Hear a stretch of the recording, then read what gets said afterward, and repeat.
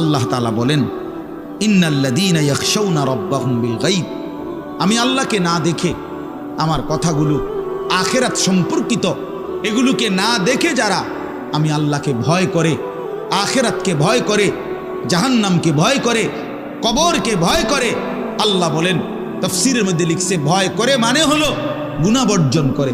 কোন ব্যক্তি আল্লাহকে ভয় করে, খোদার কসম এই কথার অর্থ হলো গুনাহ ছেড়ে দেয়। যে গুনাহ ছেড়ে দেয় সে আল্লাহকে ভয় করে, যে আল্লাহকে ভয় করে সে গুনাহ ছেড়ে দেয়। কোনো নাফরমান আল্লাহকে ভয় করে না, আল্লাহকে ভয় করলে গুনাহ করতে পারে না।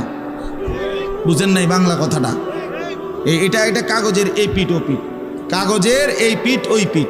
এই পিঠে যদি লেখা আছে আল্লাহর ভয়, তো ওই পিঠে লেখা থাকবে গুনাহ বর্জন। যে গুনাহ ছেড়ে দেয় সে অটোমেটিকলি আল্লাহকে ভয় করে, যে আল্লাহকে ভয় করে সে গুনাহ বর্জন করে। এজন্য তাকওয়ার অর্থ আল্লাহর ভয়, এটার প্রথম অর্থ হইল গুনাহ বর্জন। মান খাশিয়ার রহমান, আল্লাহকে ভয়, এটার প্রথম অর্থ গুনাহ বর্জন, গুনাহ বর্জন।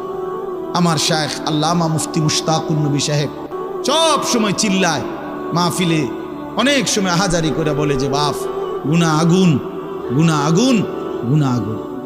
প্রতিটা গুনার পিঠে ওই পিঠে আগুন আছে। নারীর প্রতিটা বেপর্দা দৃশ্যের মধ্যে খোদার কসম আগুন জ্বলে।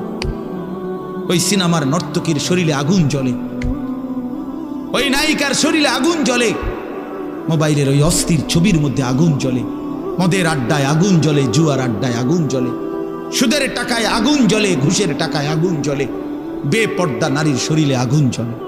ওইটা রূপ না, ওইটা আগুন, ওইটা জাহান্নাম, ওইটা জাহান্নাম।